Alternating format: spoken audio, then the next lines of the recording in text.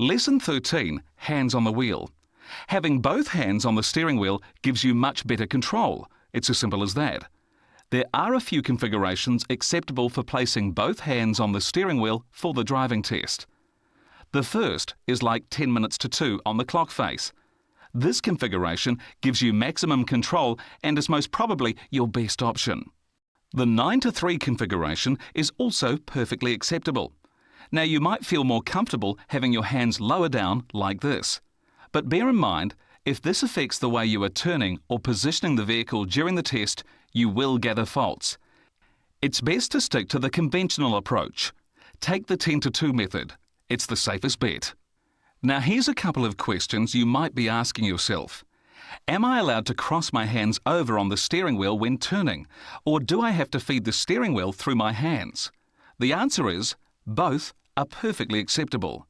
And finally, is one-hand steering accepted during the driving test? The answer, yes, but not for those sitting the restricted driving test. This is because you have less experience behind the wheel. Steering with one hand during a restricted test will lead to faults building up against you.